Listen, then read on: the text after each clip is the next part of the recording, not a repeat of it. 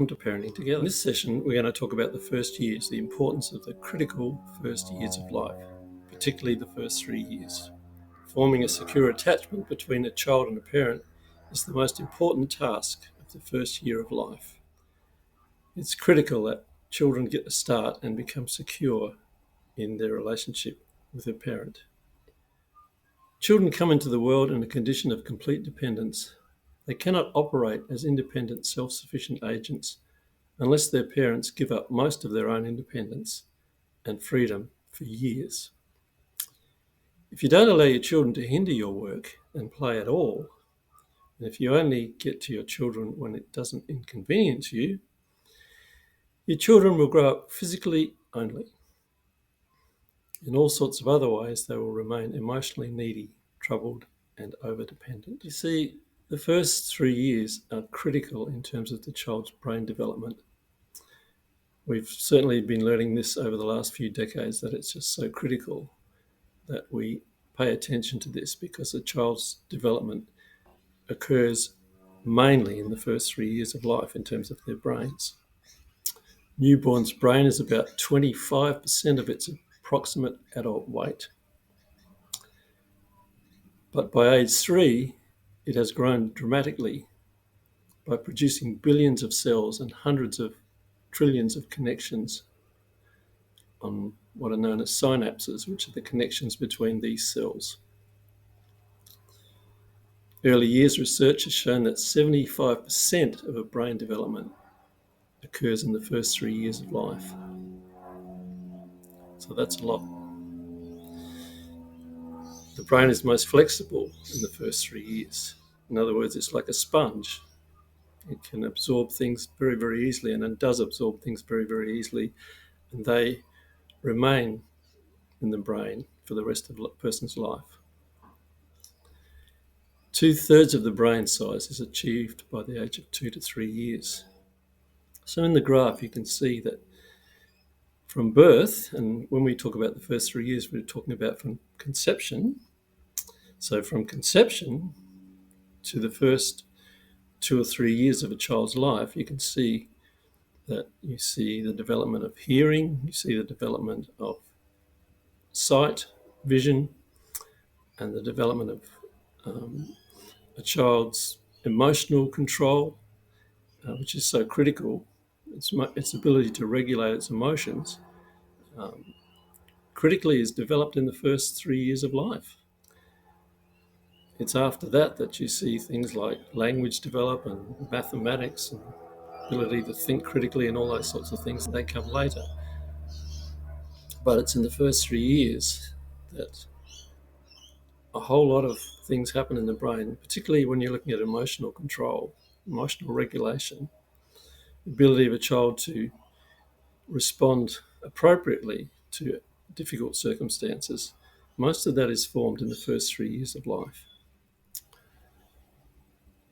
So in those first 3 years, it's critical that parents are giving a lot of time, a lot of attention, a lot of input into their children's lives. You can see from the graph there that parents' contribution is most in those early years, and gradually the child then takes over the learning process. By the time they get to 4, 5, 6, they are learning through their own capacity rather than through the input of parents. So we must be very, very careful to not miss out on that early years time with our children. So it's care from parents and other caregivers that is critical during those years. It's critical that they learn to play, and play-based learning is an important part of their early years development. So they need lots of opportunities to play. So you need to be playing with your child.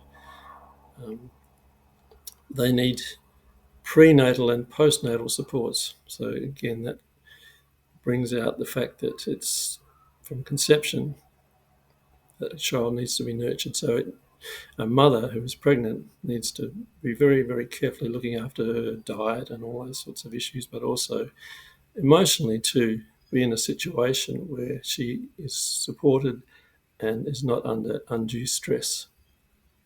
And nutrition obviously is also important in those years. A child needs to get the right kind of nutrition for its brain development. This diagram was developed by a group of researchers and experts in child development and parenting, and it's been very widely used around the world. You've probably seen it. If you haven't, you need to understand that it's that secure base and safe haven that a child has with its parents. We're talking about toddlers as they grow and develop in those early years. So once it has that secure base in terms of its attachment relationship with its parents, it then can go out and explore. And we need to be able to, as parents, allow them to go and explore and play and be outside and do things.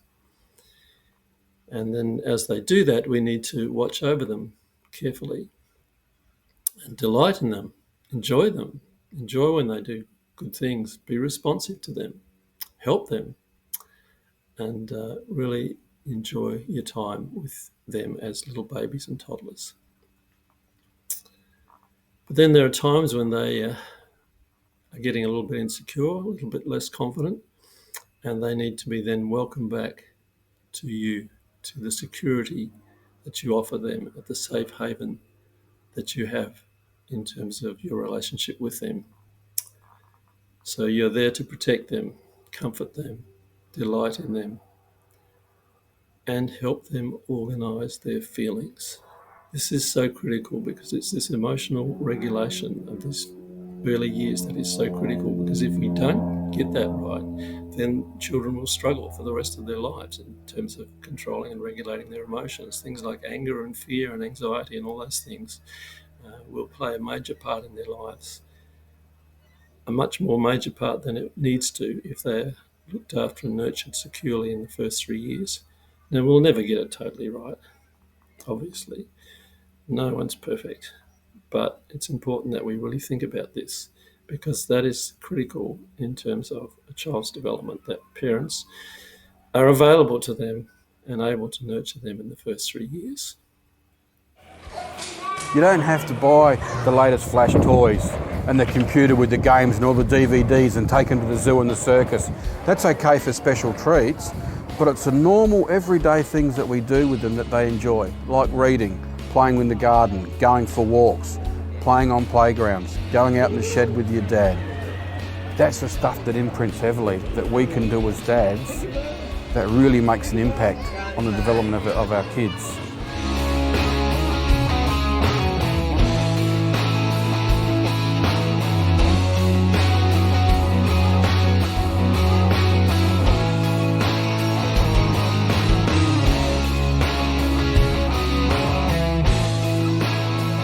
So just going on from what Carl said, when a baby's born, their brain weighs 400 grams.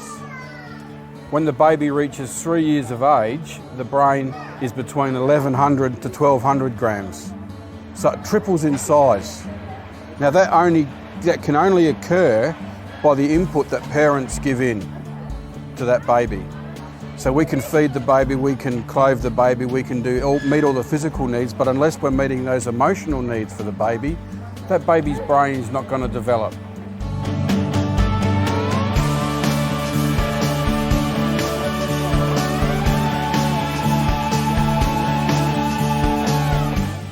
So when we look at the pathways in the brain, for that 400 gram brain, the pathways look like a bit of a mud map to give you directions, a straight line and a branch going off here and a branch going there and a branch going off here.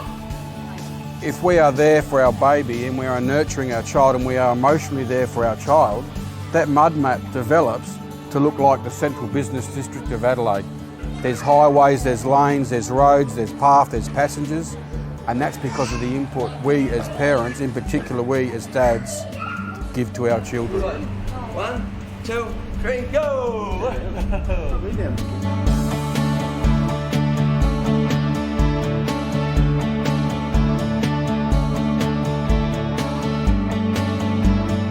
So naming things that are around them all the time is how they learn.